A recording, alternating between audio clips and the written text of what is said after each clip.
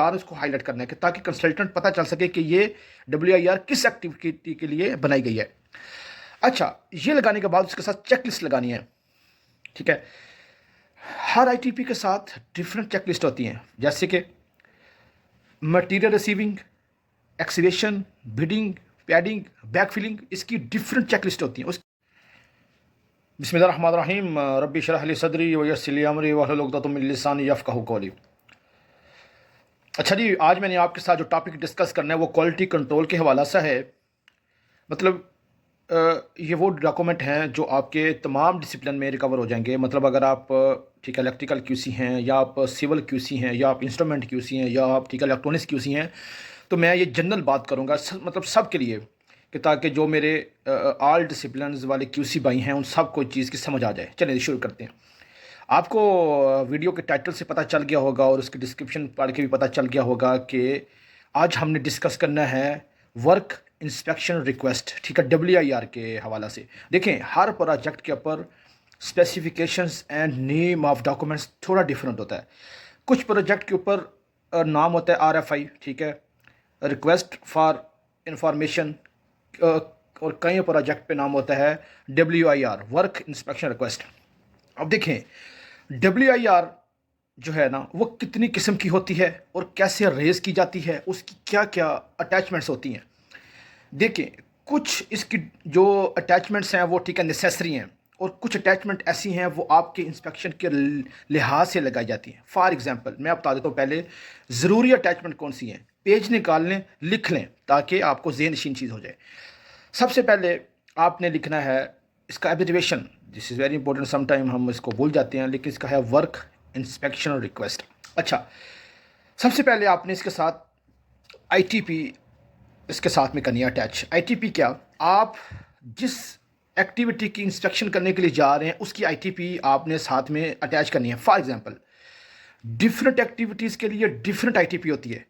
मैं आपको यहाँ पे कुछ एग्जांपल देता हूँ जिससे आपको अच्छी समझ आएगी। फॉर एग्जांपल, आपने FDT के लिए जाना है, कंपैक्शन टेस्टिंग के लिए जाना है, आपने एक्सीवेशन के लिए जाना है, आपने बिडिंग के लिए जाना है, आपने अगर बैक फिलिंग के लिए जाना है। ये सारे कौन से काम है? अर्थवर्क।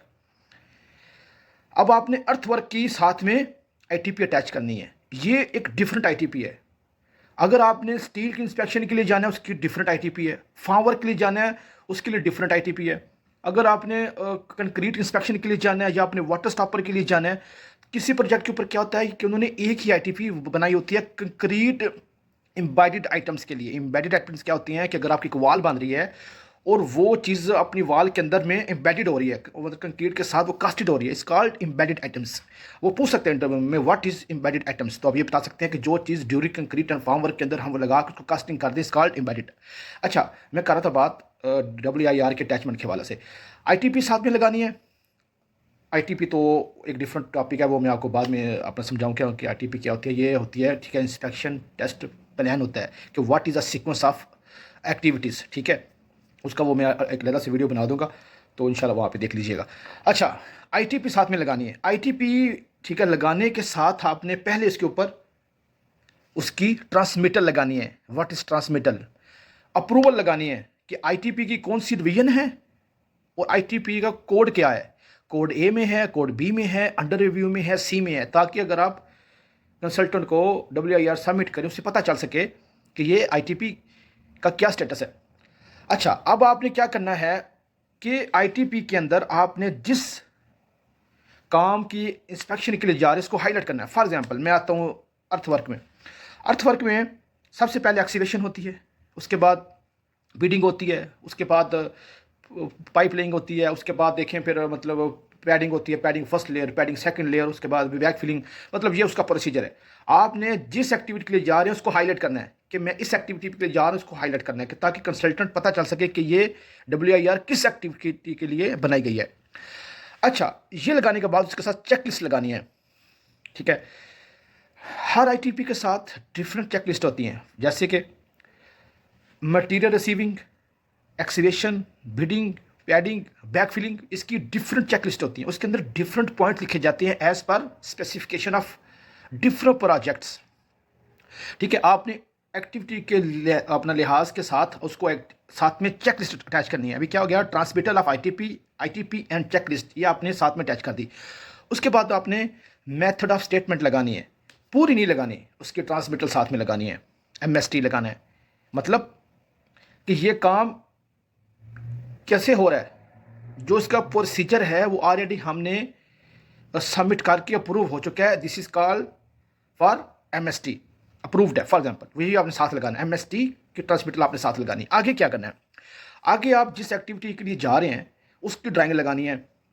फॉर एग्जांपल अगर आप पाइपलाइन के लिए जा रहे हैं, पाइपलाइन का प्रोजेक्ट है, उसके लिए आप एक्सकेवेशन के लिए जा रहे हैं, आपने उसकी उस एरिया की ठीक है ड्राइंग निकाल के उस चेनिज को सेलेक्ट करके हाईलाइट करना है। उसके बाद जो आपने साथ में ड्राइंग लगानी है उसका आपने ट्रांसमिटर लगानी है कि ये ड्राइंग अप्रूव है कि नहीं, ठीक है।